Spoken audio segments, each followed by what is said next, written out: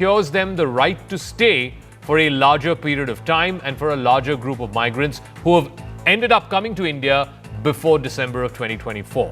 However, it also empowers the state as well as union territories to detain illegal immigrants until deportation. While the new provisions provide immediate reassurance to those persecuted minorities, the rules mandate that biometric data collection will apply for all foreigners, whether it is for application of visas or for registration as overseas citizens of India. All of these oversight mechanisms will have to be undertaken by these individuals. Now, under the new provisions, migrants who entered India on or before 31st of December 2024 are eligible to stay. However, the order also places restrictions on foreign employment of these nationals, particularly in critical sectors and in government sectors. Let's listen in to a series of reactions that have come in on this story. This is clearly going to have an impact, not just in Bengal, but possibly also in Assam, both of which go to polls sometime next year. Within few days, I think the clarification will come, but let me clarify first. It is not associated with the CAA, but the thing is that the people, those have entered inside the country, this country, India, from Bangladesh, especially in respect of West Bengal, and as well as the Pakistan in case of other part of the country, those people will not be deported if they have entered inside 31st December 2024. The thing is that if they will not be deported, then with the process of naturalization, they will become the citizen of India. This is the act of the country. ये जो CA का cut off date extension, this is nothing but only to make confusion and divert the issues. All right, I want to go straight across to a face-off. Shashi Panja is Minister of Women and Child Development and Social Welfare, the Governor of West Bengal, and Tom Wadekar is National Spokesperson of the BJP. Ms. Panja, let me start with you first. You know, this particular Gazette notification, which has come out yesterday, basically it provides under immigration for foreigners exemption order. It does not guarantee citizenship, but it allows the right to stay for persecuted minorities, Hindu minorities, Christians, Buddhists, etc., in countries like Bangladesh, Pakistan, Afghanistan, who have come into India up until December of 2024 to continue to stay in India. What is possibly wrong with this order? Why are you taking offense to this order, or why are you taking exception to this order? Right from the beginning, All India Trinamool Congress has always opposed CAA. Basically, this is deception. If you look at the ground, there is massive confusion and chaos. I don't know whether this is just headline management or not, but imagine if you were so confident about the CA Act, which was passed on the 12th of December 2019. It took the BJP government 5 years to finally come out, frame the rules of how to implement CA in March 2024. And look at the number of elections they themselves, or the entire country has also gone through, and various states have gone through. So basically, we have understood, they have just instilled fear in the people. All India Trinamool Congress has been opposing CA because, this is NRC that they are planning to do. And look at the patronizing attitude that they carry. If they want, they will give citizenship. Initial days, they were like, you ask for citizenship, we will tell you. We will give it to you. Today, you have a set of some more conditions. I just want to be clear. These people who entered before December of 2024 are not going to be given citizenship. These are persecuted minorities, Hindus, Buddhists, Christians, etc., from these three countries who will be allowed to stay in India. They will not be deported. But so far, at least, there is no promise of giving them any kind of citizenship. So what's wrong with that? Now, what's wrong with it is, this is basically unconstitutional.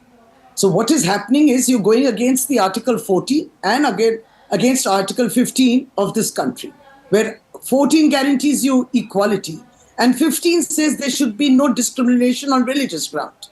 Now, you are talking about persecution and you are talking about 6 minorities or 6 religious groups, and you are definitely targeting or trying to exclude, or they've excluded one minority. So what is this? This No, is no, but ma'am, persecution. Article 14 and 15 are fundamental rights that apply to citizens of India. These folks are Yeah, not going to be absolutely. citizens of India.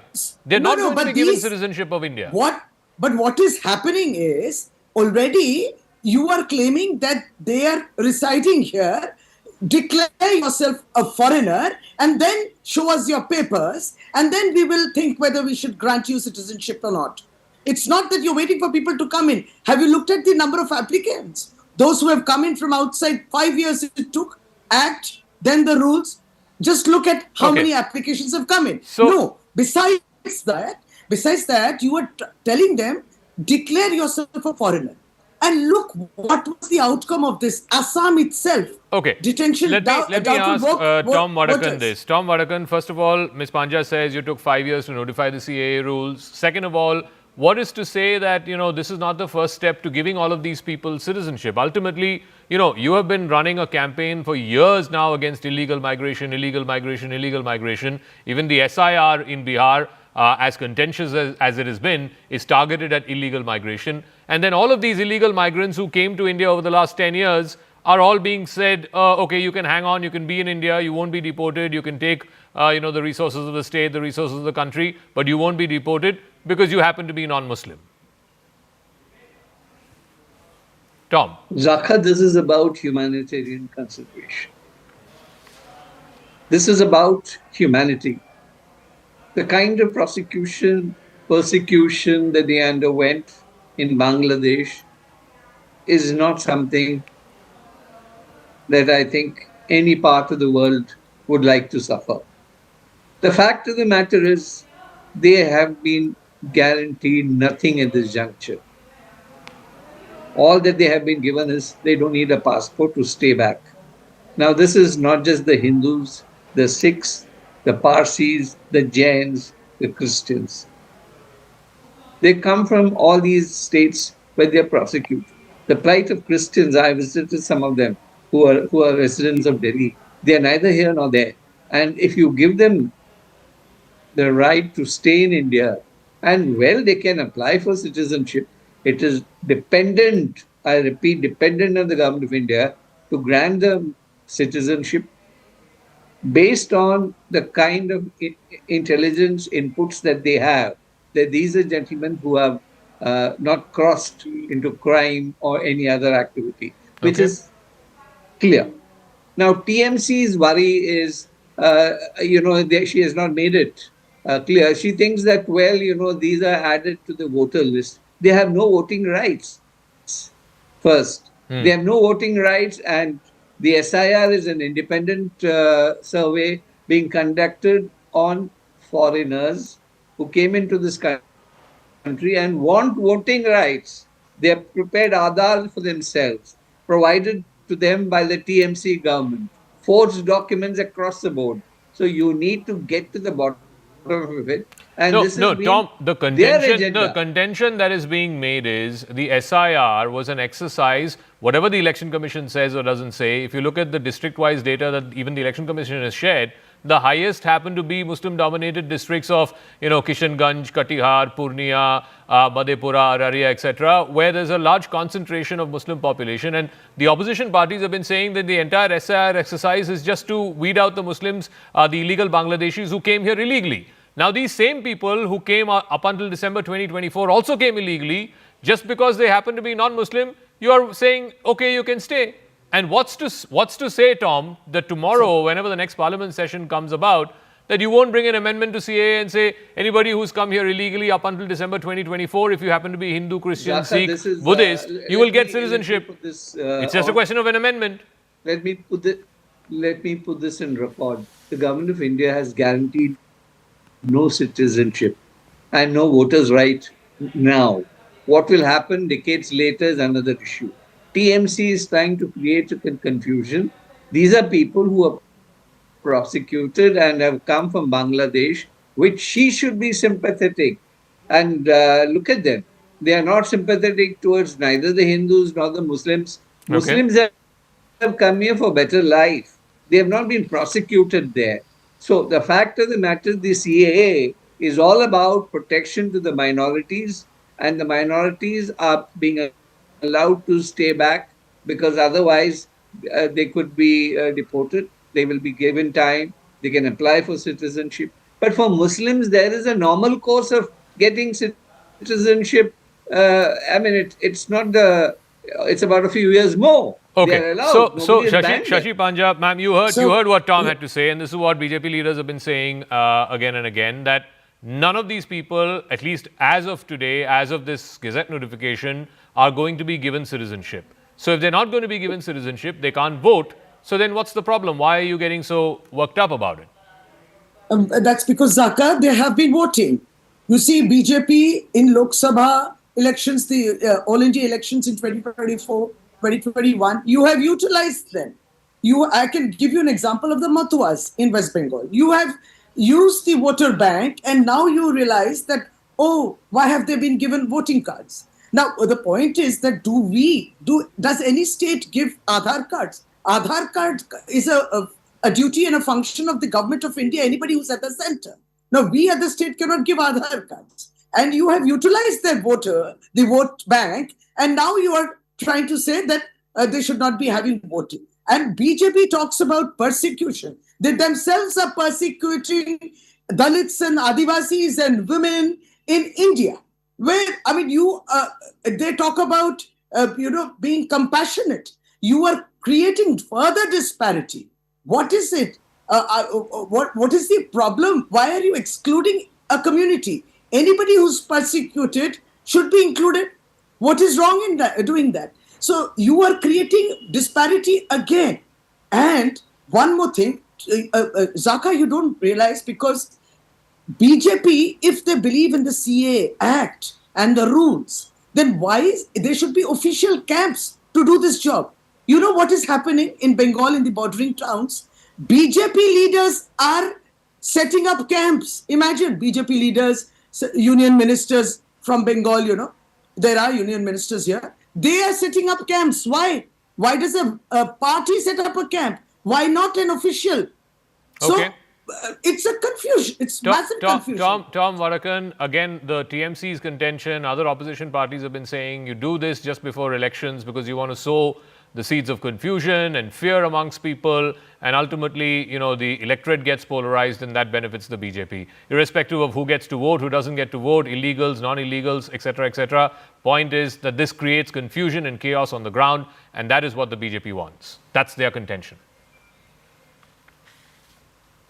Zakka, I'm surprised. This is the same party that is persecuting the Dalits, the Hindus, and absolutely wrong. Different communities. Women are not safe in that state. Today she comes and preaches that, it is the BJP that is doing all this. Let me answer the question. If TMC is so anxious, why don't they set up camps? Who's stopping them? And what is the guarantee that these people who have come, they are not even voters. They are only ensuring that they are recorded and the activity is being done. Any political party will do it. Welcome to TMC to do it, but they won't. No, but Tom, the point that she's making is also that a lot of people who, for example, fled Bangladesh were supporters of the Awami League, supporters of Sheikh Hasina. They could be Muslim, Hindu, whatever.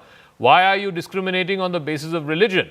I mean, if India has given asylum to the leader of that country, she's been here in exile for the last 1 year, why should her supporters be separated on basis of religion, whether they can stay on in India or not?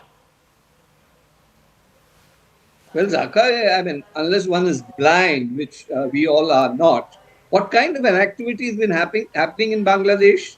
You have the same elements who created havoc for Hindus there, for the minorities there, and you invite them, give them a special treat. What TMC wants is that they start the same kind of an activity in West Bengal and rest in peace. Because if that is the state of affairs, these elements will come in. He doesn't have an answer. The Foreigners Act is very clear. People with criminal records will not be permitted in India. No, who's asking exactly you? Wants that? Who's asking? Now look at the number of MPs who are in the... Look at the number of MPs in the cabinet of Honorable Prime Minister Narendra Ji Modi. But why don't you just do look it? at those who are having criminal you records. from doing it? You set Why up aren't you camps. looking at You set up camps. No. Why don't you looking set at up camps? crimes? Nobody is stopping you from setting up camps. Look at the crimes of the cabinet ministers If in you your want to help cabinet. people, What please happens do to set up that? camps, No. direct This them. is an official Why are you act. creating confusion, This is madam? an official act. Why are you creating and you need to have confusion? officers. Because you not want a You vote cannot have political bank. people All right. conducting And you think your camps. vote bank is- We'll leave it at that. we are We'll leave it at that. Like I said, this is a move that will be seen from the political prism, no doubt about it, even though it's a humanitarian gesture for those people, particularly those who fled Bangladesh during the time of the exile of the former leader Sheikh Hasina. But let's see how this plays itself out in Bengal and Assam. These are two states where this will have an impact, and also two states that are going to polls in the next 6 to 8 months or so. Meanwhile, it's been relentless, absolutely crushing monsoon rains across large parts of northern India, which have been completely crippled. Major cities in Punjab, in Himachal Pradesh, in Haryana, even in the National Capital Region have been badly affected, and that has disrupted daily life. Many states across northern India are struggling with transport chaos, landslides. There are rising casualties as well. Himachal Pradesh, for example, Punjab, Haryana, Jammu and Kashmir, and like I said, Delhi and the National Capital Region have been struggling with inundated streets. It's triggered massive evacuation. In Delhi, for example, all along the banks of the Yamuna, the river has already risen 1 or 2 meters above the danger mark. A lot of people there have been evacuated. Close to 1 lakh people have been evacuated along the embankments on the Yamuna. In Punjab alone, 30 lives have been lost, and the government has shut down all universities and colleges till the 7th of September. In fact, these are the worst floods in Punjab since 1988. So with the Met Department now warning of even more heavy and extremely heavy rainfall for the next 36 hours, these North Indian states are bracing for impact. In fact, Network 18's reporters have been on the ground all of these last few days in the worst affected states and districts to try and get a sense of just how bad this tragedy is and the way it's unfolding out on the ground. Here are some excerpts of the ground reports that they filed from different states, from Punjab to Haryana to Himachal Pradesh. We are reporting from the Yamuna Bazar area, which is one of the worst affected areas, and hence we could not travel on foot in this entire colony that you are seeing over here on your screen. This entire colony has now been evacuated. What locals are telling us that the water levels over here is more than 6 feet at this point in time, and hence all the people have been evacuated and have been taken to safer places. Apart from this, what is very pertinent to note yet again is that even at this point, the water levels continue to rise, bringing very little relief to the people of the national capital. But yes, one thing that has been observed this time around as compared to 2023, when last time around we saw the barrage of water coming into the national capital from the Hatnikund Dam, where 3 lakh cusecs of water was released. The flow of water was stagnant. The water was not being allowed to leave from the premises of the national capital, and that eventually resulted in the flooding of the national capital. The gates of the ITO barrage were in fact closed last time around, and that became a very, very big reason, a very, very massive reason for the floodings that happened. But this time around, there is preparations that have been seen on the ground. The government has already cleared the desilting of all these dams and gates, which means that all the gates of the dams and barrages are now open for allowing the water to flow freely.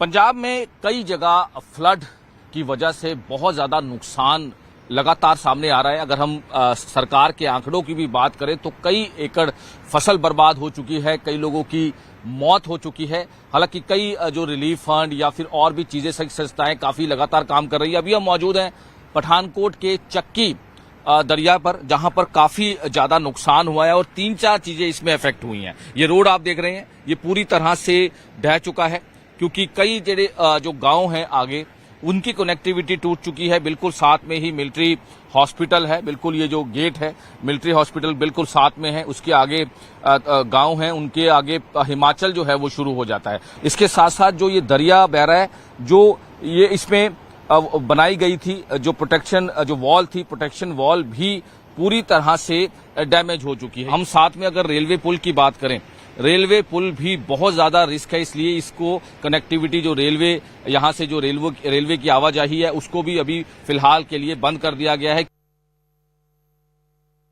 लगातार हो रही मूसलाधार बारिशों से जहां नदियां नाले उफान पर हैं, वहीं रियासी जिले में बने सलाल डैम के भी सभी गेट्स आज सुबह खोल दिए गए हैं। आप देख सकते हैं चिनाब नदी का जलस्तर लगातार बढ़ रहा है और ये रियासी का बारादरी इलाका है। चिनाब की जो वो लहरें इस समय उफान पर हैं और जितने भी रिहायशी इलाके चिनाब नदी के किनारे सटे हुए हैं वहाँ कहीं ना कहीं खतरा मंडराता हुआ दिखाई दे रहा है। पुलिस की टीमें लगातार पेट्रोलिंग कर रही हैं। और अगर हम बात करें तो रियासी ज़िले में कल देर शाम से हो रही बारिश जो वो रिकॉर्ड तोड़े हैं। इंडियन मेट्रोलॉजिकल डिपार्टमेंट की तरफ से कल एक डाटा शेयर किया गया है जिसमें उन्होंने बताया कि रियासी ज़िले में सबसे ज़्यादा बारिश इस समय हो रही है। रियासी ज़िला मुख्यालय की तरफ आने जाने वाली तमाम सड़कें इस समय जो भूस्खलन के चलते बंद हैं। जगह जगह जो है वो लैंडस्लाइड हो रही हैं और लोगों को इस समय जो वो एहतियात बरतने की एडवाइजरी रियासी ज़िला प्रशासन द्वारा दी जा रही है।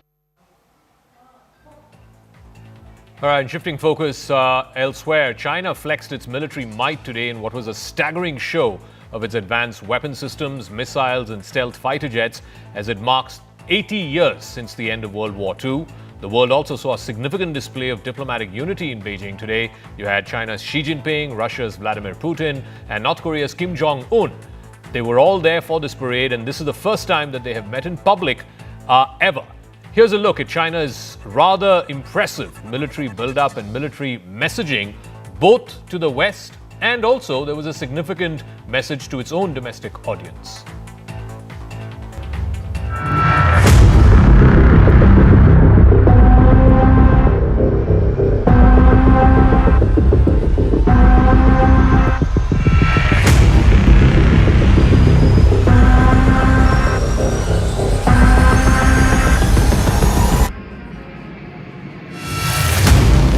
China hosted a massive military parade in the heart of Beijing, showcasing the country's latest and most advanced weapons to commemorate the anniversary of China's victory over Japan in World War II.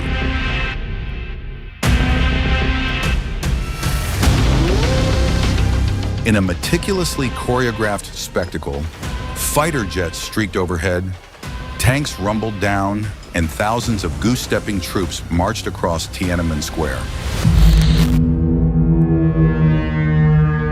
The newly unveiled YJ-15 made an appearance. This is an anti-ship missile system that is thought to be a ramjet-powered weapon. It is designed for high-speed missions to provide a rapid strike capability against enemy ships. For the first time on show is the YJ-19, a scramjet-powered hypersonic anti-ship cruise missile. There is little known about this system, but it is believed to be a hypersonic weapon, possibly a glide vehicle. The YJ-20 hypersonic anti-ship ballistic missile also made its debut in the parade. This missile can deliver a precision strike against large surface combatants while maneuvering in flight to evade interception. China also displayed the new CJ-1000 long-range hypersonic cruise missile. It is believed to have a similar design to the DF-100 unveiled in October 2019, with a range of several thousand kilometers in between intermediate and intercontinental ballistic missiles, making it suitable for strategic long-range strike capability. The new DF-26D can carry both nuclear and conventional warheads, and reportedly has a range of up to 5,000 kilometers. It's been dubbed the Guam Killer since it could be used to target U.S. military bases in Guam that could play a key role in a Taiwan Strait conflict. The DF-26D is considered to be an anti-ship ballistic missile, possibly designed to target U.S. naval assets in the Western Pacific. The DF-17 is a solid fuel, road-mobile, medium-range ballistic missile that carries a DF-ZDF hypersonic glide vehicle. This system is designed to defeat layered missile defenses through its high speed and unpredictable flight path. Also appearing is the YJ-21, a hypersonic anti-ship ballistic missile, which can be launched from both sea and the air. It reportedly can reach speeds of Mach 6 to Mach 10 and has an operational range of about 1,500 kilometers. The highlight of the parade was China's newest intercontinental nuclear missile, the Dongfeng 5C or DF-5C. It has an estimated range of more than 20,000 kilometers, which essentially places the entire globe within its strike site.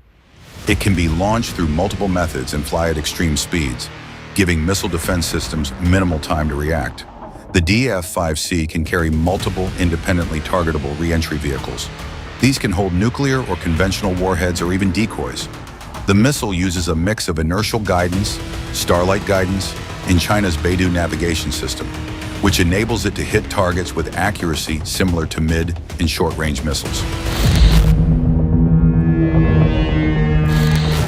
New types of AI-equipped drones appear in the unmanned aerial combat formation. These include reconnaissance strike integrated drones, uncrewed wingmen, uncrewed air combat aircraft, and shipborne uncrewed helicopters. These systems can carry out stealth strikes, cover a wide area coverage, and form autonomous swarms.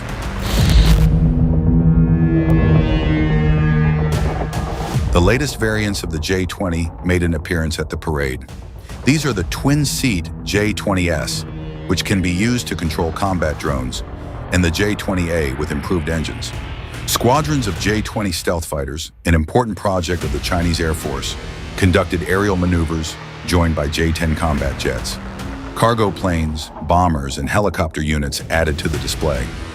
Also seen are the J-35A, the land-based variant of China's second fifth-generation fighter jet, and the naval J-35, which was unveiled at the Zhuhai Air Show in November. Its internal weapons bays accommodate 6 air-to-air missiles, while it has a payload of 8 tons. China unveiled advanced robot wolves at the parade, with state media claiming they surpass robot dogs in performing reconnaissance, supply delivery, and precision strikes while reducing combat casualties.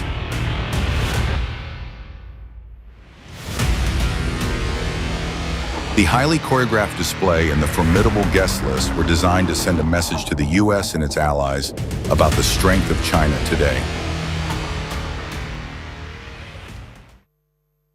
US President Donald Trump has launched a fresh tariff tirade against India. He's ruled out any rollback of the 50% tariffs that he's imposed on India, the only country along with Brazil to have such high tariffs. The US president also called trade with India one-sided, blasting the sky-high level levies like the 200% tariff that was once slapped on Harley-Davidson motorcycles. Trump has claimed that such protectionism is pushing American companies to return home and boost local manufacturing. Now, that attack has triggered a pushback. Indian-American Congressman Ro Khanna says that Trump is wrecking relations with India only to satisfy his ego. But New Delhi continues to insist that the bilateral talks on arriving at a free trade arrangement between India and the United States remain on course. The Commerce Minister Piyush Goyal, speaking on the sidelines of a CII event, says that he's still hopeful that by November, which is the fall, India and the US will clinch a trade deal. No, we get along with India very well, but India has, you have to understand, for many years it was a one-sided relationship. Only now, since I came along, and because of the power that we have with tariffs, India was charging us tremendous tariffs, about the highest in the world. They were about the highest in the world, number one. And we therefore weren't doing much business with India, but they were doing business with us because we weren't charging them. Foolishly, we weren't charging them. So they would send in massive, everything they made, they'd send it in, pour it into our country.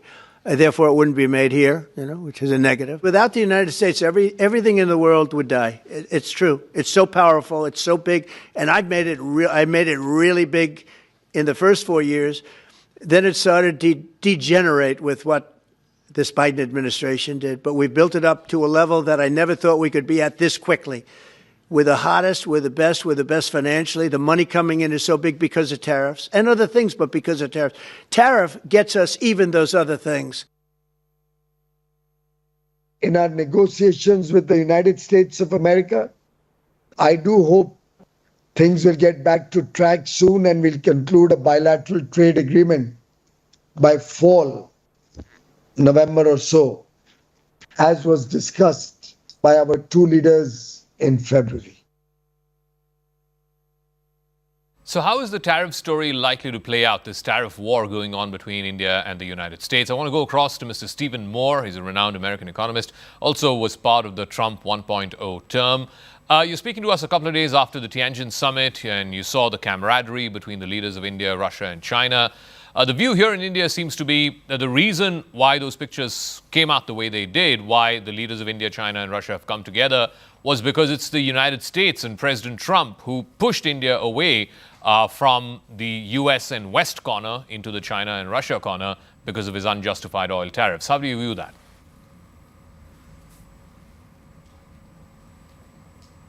Well, listen, I mean, India is a really important ally to us in that part of the world, in the Asian world. And we need India to be partners with the U.S. in taking on two of the great villains in the world and two of the great evil empires, Russia and China. So we can't have India partnering with China, which I believe is lies, cheats, steals, and engaged in predatory economic practices. So we need to make sure that India chooses correctly here and sees America as its allies, not Russia and China. But Mr. Moore, you know, India is the only country in the world that is having to face these secondary tariffs on Russian oil, despite the fact that India imports lesser Russian oil than China does, and yet India is the only country which has those additional 25% secondary tariffs. The view here in India is that's extremely unfair and unjustified. What's the view on the other side in the US and in the Trump administration?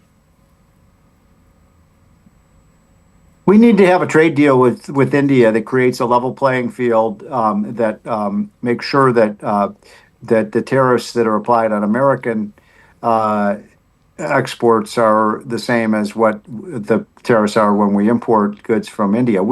India absolutely needs access to America's market and go into a depression if they couldn't sell things to the United States. So we need a reciprocal agreement that keeps tariffs as low as possible and that is a level playing field.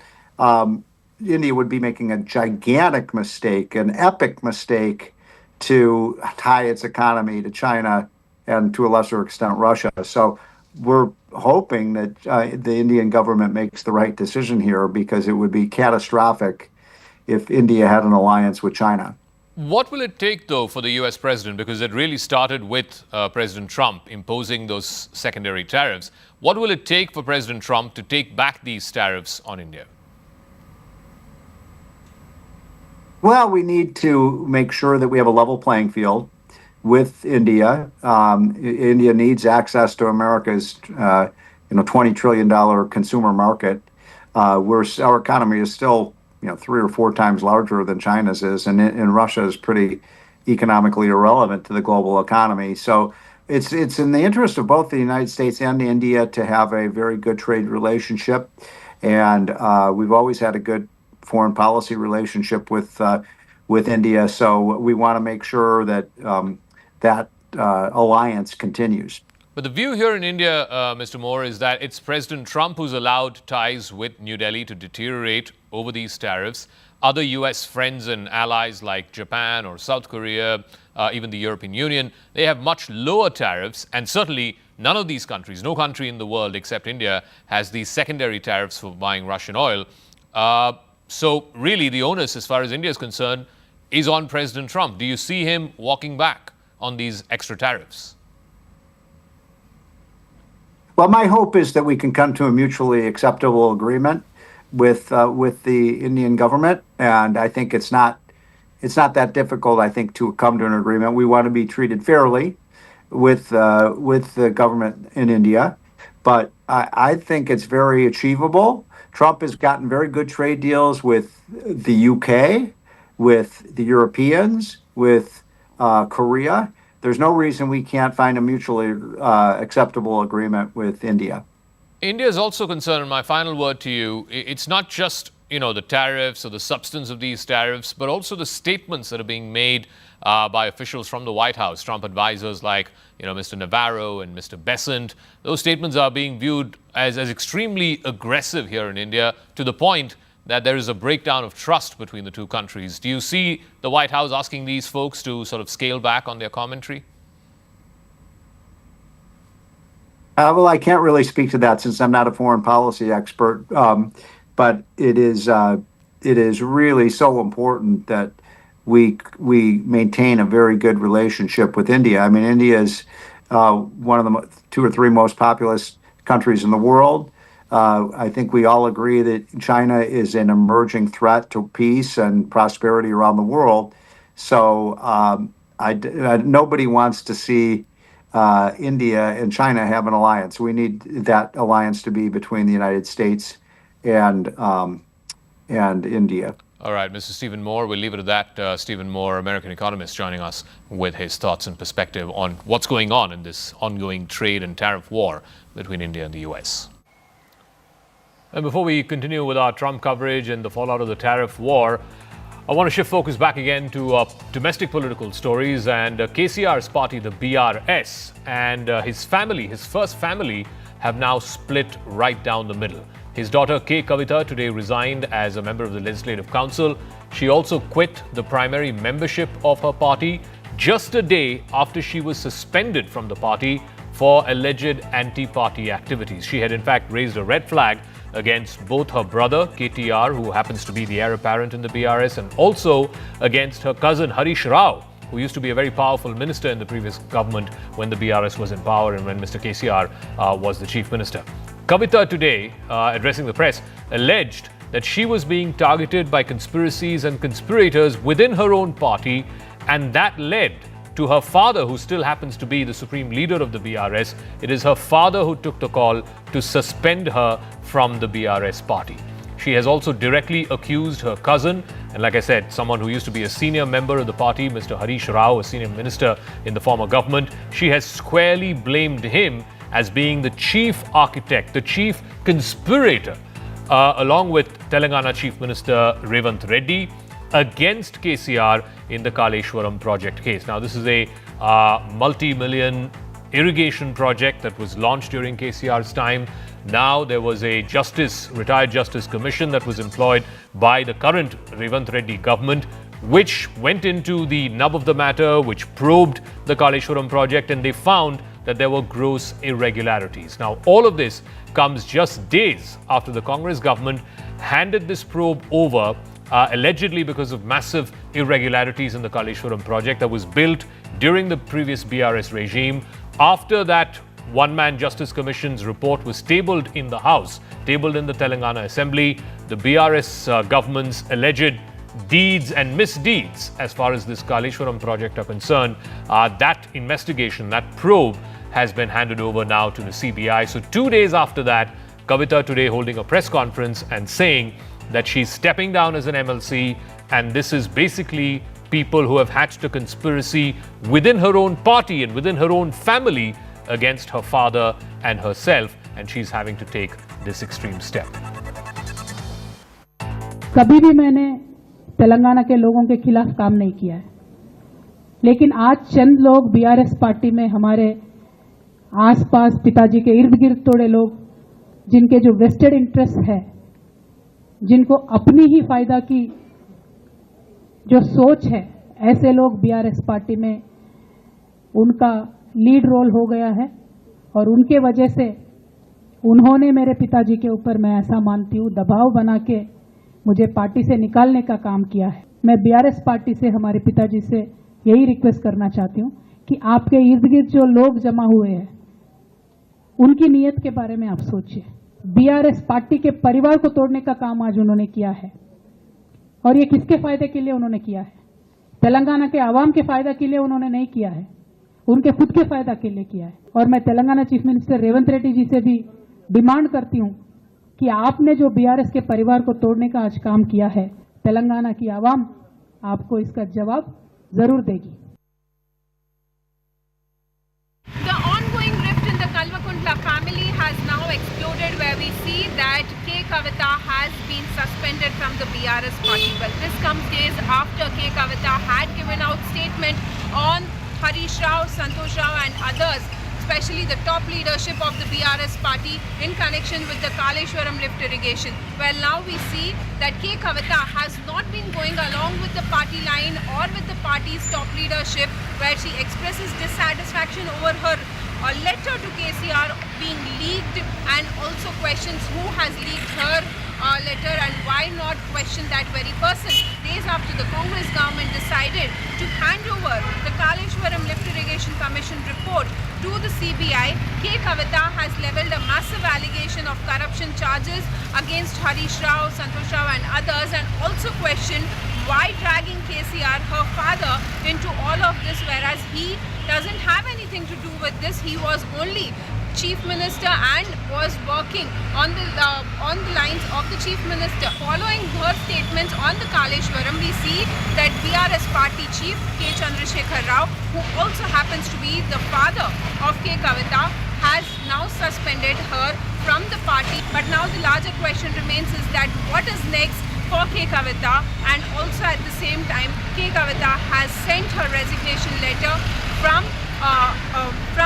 for resigning from the post of MLC and also from the prime membership of the BRS party. So the Trump tariffs have really lent some bad blood between India and the United States, and so much so the pictures from earlier this week in Tianjin, where the leaders of India, China and Russia, Mr. Modi, Mr. Xi Jinping and Mr. Putin came together. Those pictures have really rattled Western capitals, including Washington, but Trump is not relenting from the 50% tariffs, the unfair and unjustified tariffs that he's imposed on India. Earlier today, I sat down with the chief economics commentator and one of the most renowned economics commentators in the world, Mr. Martin Wolf. So Martin Wolf from the Financial Times newspaper, and tried asking him what this whole thing means, this entire fight between India and the United States, a strategic partnership which has been completely thrown under the bus by Trump and his associates like Navarro and Besant, and how the pictures from Tianjin are being viewed in Washington and in London, whether this is a fundamental break in ties between India and the West, in particular America, or will there be still room for some kind of clawback? This is the conversation that I had with Sir Martin Wolf. All right, I want to go across to a very special guest. Sir Martin Wolf is the chief economics commentator with the Financial Times newspaper. He's now joining us. Thank you very much, Sir Wolf, for speaking with us here on CNN News 18. I want to start off by the pictures that came earlier this week from Tianjin in China, and you're a very close China watcher. The images of Modi, Xi Jinping, Putin, engaged in a warm conversation, camaraderie. How do you view it? Do you see it as simply a photo opportunity, or do you see this as some kind of a reset in ties? I think that's a very, very big question. And at this stage, I don't think we know the answer. But it could be the beginning of a major reset. These are very early days, as it were. And the powers involved, particularly India and China, have a great deal of history and a great deal of suspicion of each other. I know both countries quite well as foreigners can, of course. And I know this very well from long discussions over decades. In India's case, more than half a century. So there are brave suspicions. How closely they can cooperate, we don't know. But clearly, Mr. Trump's behavior towards India and India's behavior more broadly in the world has created tremendous anxiety, anger, and doubt about the future. And inevitably, any major player, any player will try to find alternatives ways of organizing their lives when they found that one of the major players has become, to put it very bluntly, so crazy and so unreliable. Given this, it is quite possible, and I predicted this, that if the Americans behave in this way, they will create a coalition, a cooperation at least, among major powers who really feel they have no alternative. And India is, of course, a leading player in this. I'll come to the inherent contradictions or the limits to which an India-Russia-China partnership can actually happen in a second. But I want to focus a little bit about Trump and his actions over the last couple of months. Certainly the secondary oil tariffs, which were imposed only on India for importing Russian oil. Do you reckon that played a big role in India sort of moving away from the US camp, as it were, and moving slightly to the Russia-China camp? How much did that sort of accentuate this move? Well, be fair, I haven't spoken to any senior Indian leaders. I've been on holiday. You know much more than I do on this, but I would take it for granted that this has been quite a shock. It was a huge shock to me.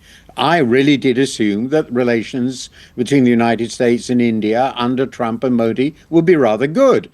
I also assume that the Americans regarded their relationship with India as among the most important they have in the world. So this has been a tremendous surprise to me, and I think every other analyst I know. And we don't understand the reasons either. I mean, Mr. Navarro has produced an article in the FT, his advisor, Peter Navarro, trying to explain it. It doesn't make any sense to me. But there it is. That's what they've done. Given this, as I said, India has to find alternatives. This doesn't mean there's a close relationship. The old principle is the enemy of my enemy is my friend. And if the United States is now a hostile power, or at least in some ways a hostile power, and these tariffs are acts of war. I mean, this is economic warfare, absolutely clearly. Then, of course, India must look for alternatives. So I take it for granted that they will look for alternatives. This doesn't mean there will be a warm, close relationship between India and China. That seems to me inconceivable. But it might be a practical relationship in which opportunities explored for trade and for other forms of cooperation. And, of course, for dealing with the United States, which is a threat to both of them, it now appears. It's very difficult to use logic or rational arguments when it comes to Trump's actions. But I just want to go on what you said about Mr. Navarro, and his statements are not being viewed very kindly here in India, but just his economic rationale as he laid it out in the FT article that he wrote. India says that, look, we're not even the biggest importers of Russian crude. So the economic argument that we're being punished with these oil tariffs for importing Russian crude should apply to China. If it's Russian gas, it should apply to Europe. So if the economic rationale or the economic argument doesn't add up or doesn't stand, then is Trump doing this for other reasons? And what may possibly those reasons be? Well, as you say, I found Mr. Navarro's attempts to produce a rationale for what is now being done, and particularly the rationale for hitting India really above all others, completely specious. But I found everything Mr. Navarro has said on trade policy since he first emerged as a senior player in the Trump system completely specious. I mean, I think most economists would agree with me on that. So, no, that doesn't make any sense. And then you ask the question is, well, were there some other reasons for hitting at India? And all I can say is, I haven't been in Washington, I haven't been in Delhi. I don't know of any. I thought that one of the pillars of American foreign policy, one of the few things on which they had been consistent over the last, more than 2 decades, starting with the Monsoon Singh government, that they wanted a closer relationship with the United States and vice versa. India wanted a close relationship with the United States. The US wants a close relationship with India. So it really has been a tremendous shock. There are 2 things that Trump has done that I find completely impossible to understand. The first were all the threats against Canada and the trade war with Canada, and the second has been this trade war with India. Everything he does is, to me, basically nuts, but these are in a different order of magnitude of nuttiness. There's been a lot of media reporting about this, including a long piece over the weekend in the New York Times, speculating as to how things got so bad and so quickly between India and the United States. And one of the things that was mentioned there was this rather testy phone call between Modi and Trump back in June. at the end of the sort of conflict between India and Pakistan. Trump wanted a greater, more public acknowledgement from India, thanking him for his role in mediating a ceasefire or bringing about the end of the conflict between India and Pakistan. He also wanted India to nominate him for the Nobel Peace Prize, which the Pakistanis were happy and willing to do. Do you think it's personal pique that has led to this?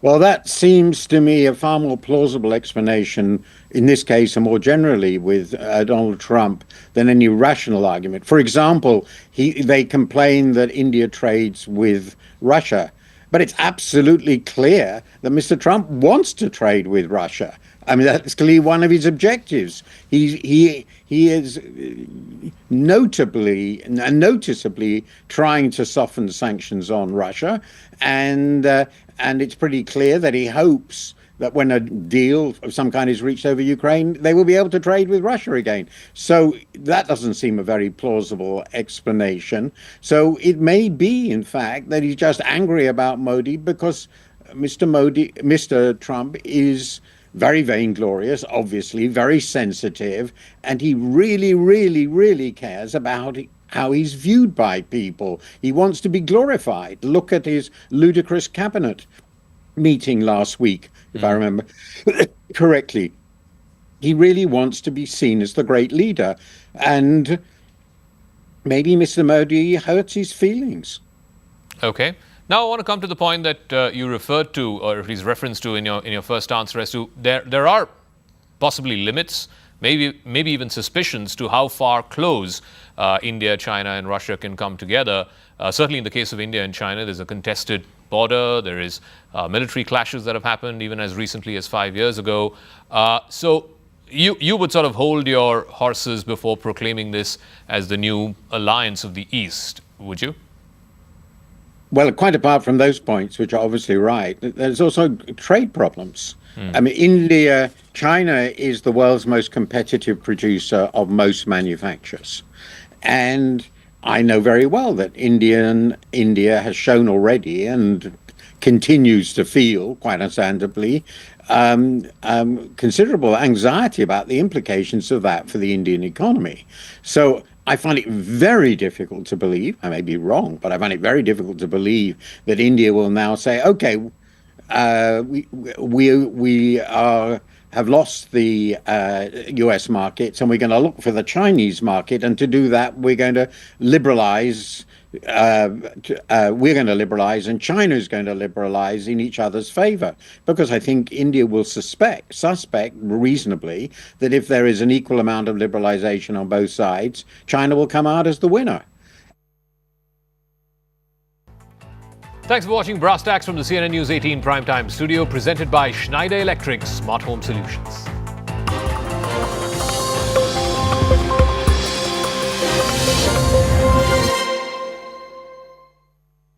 Co-presented by.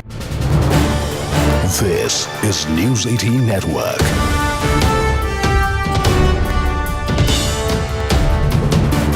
India's largest news network. This is News 18 Network.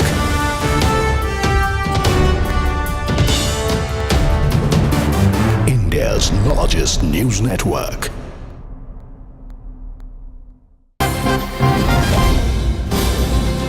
There is a big relief that is expected after this GST Council meeting that concludes tomorrow, especially for taxpayers. This is what we've learned from our sources in the government that have revealed that a major slash is expected as far as health insurance premiums are concerned. That's something that could go down. The GST on that could go down. This is something, remember, CNN News 18 had reported a couple of days earlier as well, that that's a sector that the government is looking at as far as giving relief is concerned. Senior citizens too could get a relief in that particular sector as far as health and life insurance premiums go.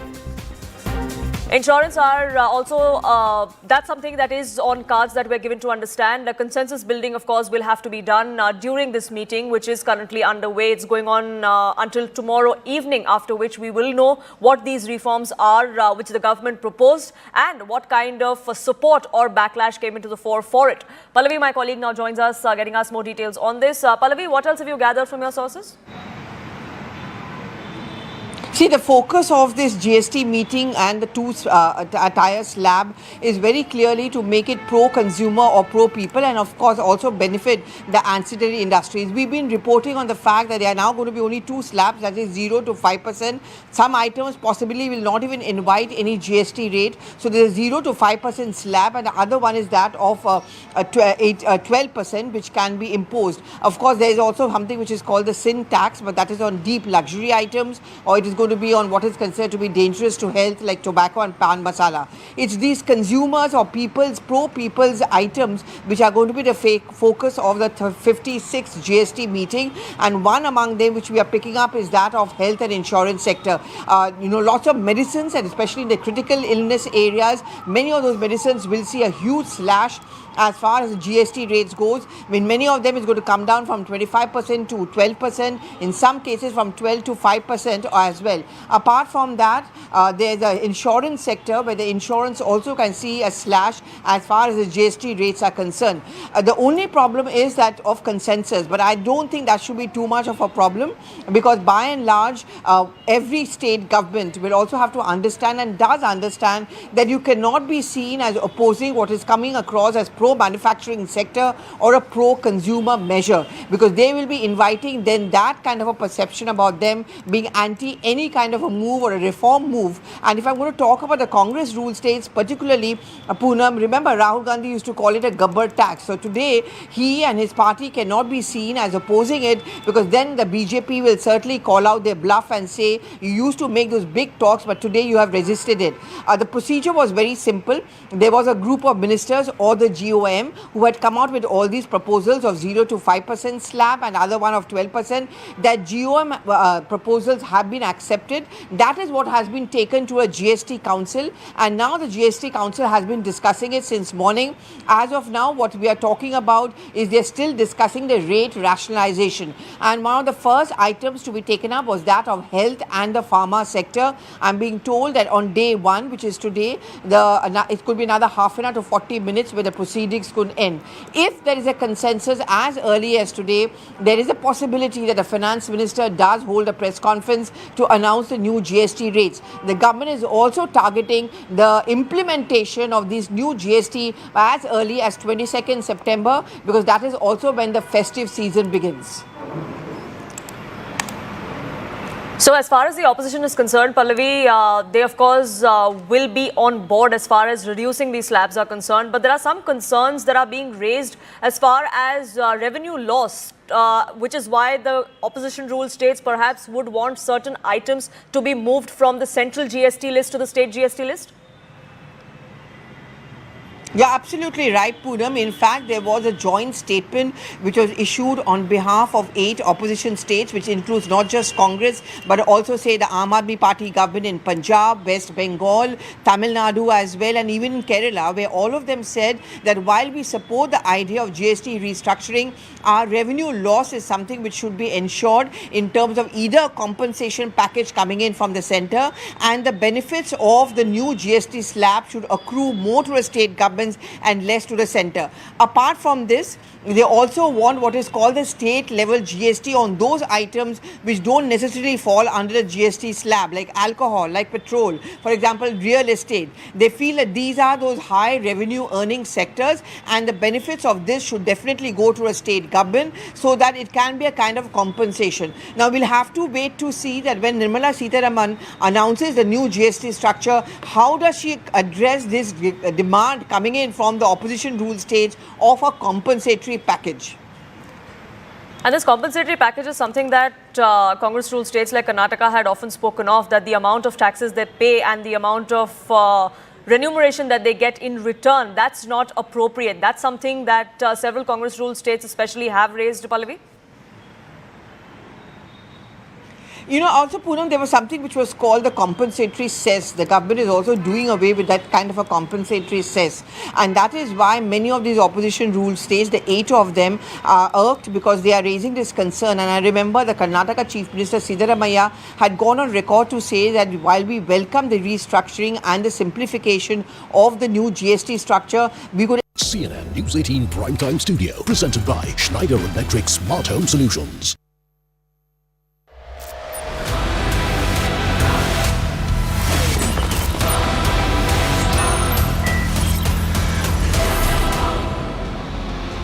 Viewers, we're live from the CNN News 18 Primetime Studio presented by Schneider Electric Smart Home Solutions. Viewers, if evidence were ever needed that there was a fifth column at work in Bharat to undermine the national interest, it dropped in spadefuls today. As the Delhi High Court extended the shackles on alleged Bharat breakers, Delhi riots accused and one-time JNU perpetual student Umar Khalid and 4 others, the India bloc ecosystem had a meltdown. They lashed out at the judiciary, yes, the same judiciary that they were, viewers, complimenting just the other day for releasing alleged urban Maoists and 2006 Mumbai train blast accused. Some